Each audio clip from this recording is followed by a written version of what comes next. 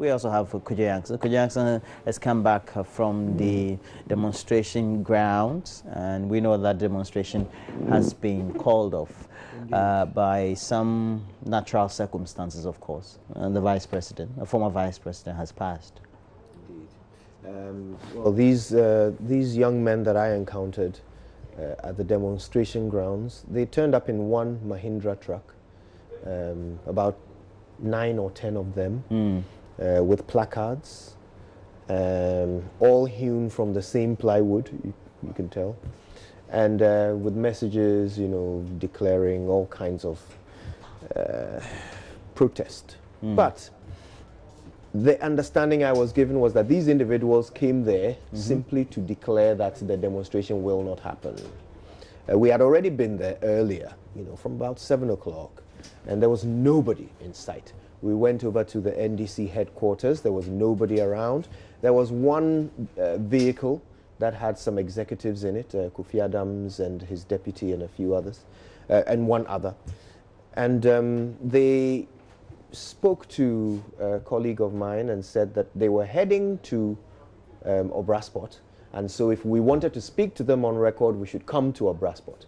So that's what we did. We went to Obrasport. They didn't turn up, but these individuals in the Mahindra truck came, and I spoke to their leader, a gentleman called Elikem Kotoko, who told us that, well, you heard what he said.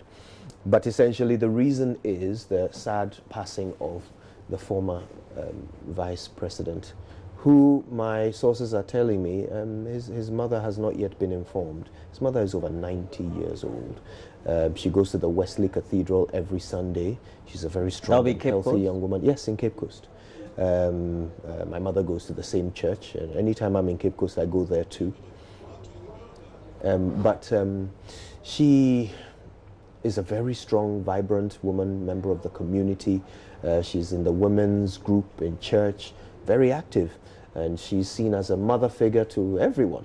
They go to her for advice, and this is something that will definitely shake her.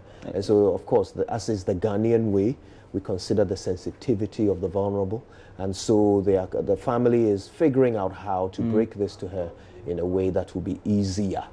Relatively. Your family, easier. Are they also close to the Amissah-Arthurs? My mother is close to. How is your family taking your mom? Well, everyone is surprised, very shocked, alarmed, and of course, my mother immediately spoke to someone else in the family to get some detail of how the former vice president's mother is coping, and that's when it became clear that she is going to be told, but in a way that is sensitive and manageable.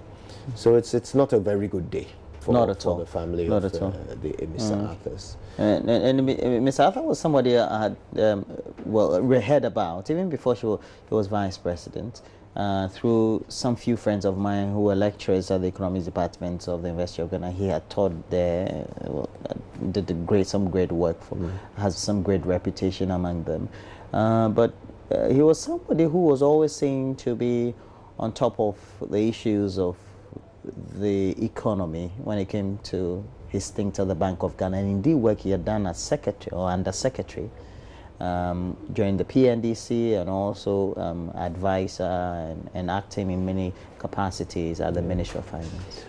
My interaction with him, the longest interaction with him, was when he was the chair of a group that was to determine the outcomes of various salary allocations with the Fair Wages and Salaries Commission. I see. So they sent us to Takrady to work on this, and I was a member of the working group. He was the chair, and we had very memorable exchanges and banter over some of these issues around allowances. I remember debating him on the issue of sitting allowance, suggesting to him that there is really no justification for paying an allowance to an individual who is receiving a salary to do a job that includes attending meetings. You know, and he agreed on principle. What he reminded me of with a smile is that we are dealing with Ghanaians, and so any discussion that involves the removal of a benefit, even one they don't deserve, is one that you can seriously not expect any political or, body to approach easily. And of course, he was very, very savvy of where politics and technocracy collide, since he had come from that background of being a technocrat. Yes, yes. The only interaction I had with him was when the NDC convened a demonstration. Was it the NDC? Supposed to be that demonstration that was convened by the pressure group just recently. Was it to, yeah, on the Ghana-U.S. military cooperation agreement. Yes, you know. Yes. So I interacted with him at the same venue where you were this morning. He's always been an affable person, somebody who's quiet from afar, who speaks less but seems to take his work quite serious and knows what he wants to talk about. And he was very sensitive of his fitness. I'm told. That much is clear. Every time the NDC organized health walks or health events, he would be there. And he would be in the front. You know, he would do the full walk. He wouldn't stop halfway. I'm sure he would have been at the demonstration this morning. It would not have surprised me to see him there. And it is truly sad to learn that the circumstances under which he passed were circumstances in which he was seeking to be healthier. You know, and what an end! What an end! But indeed, a life that is memorable, and there's no doubt. You know, his contribution to our nation's history will never be swept under the carpet. Not at all.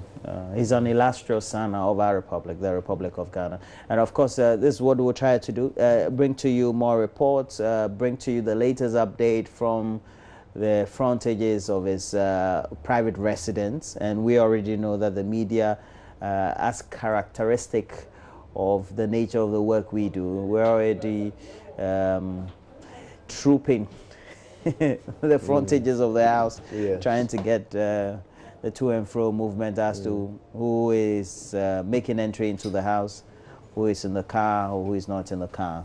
But a lot has been written also on social media. Indeed, everybody is affected by this. It's not the kind of thing that is isolated only to the family or those who knew him.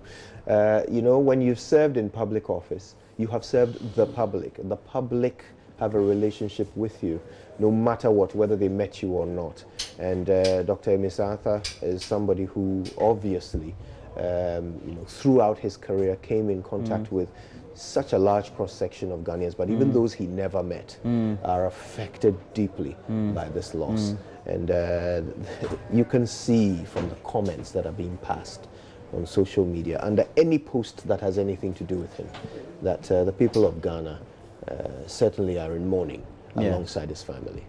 A lot of people have been touched by the news that the former Vice President of our Republic, Papa Kwesi Amissah-Arthur, has passed. And we'll bring you more updates. We'll go on to social media very soon. We'll get the latest update, pair your postings, but also the posts of notable personalities, especially those among the political elite of our society, and even across the political divide, as we tend to use that phrase sparingly in our deliberations or perhaps our usual conversations in the media and across board. But right now we have to take a break. When we come back, we'll have a lot more for you. Stay on.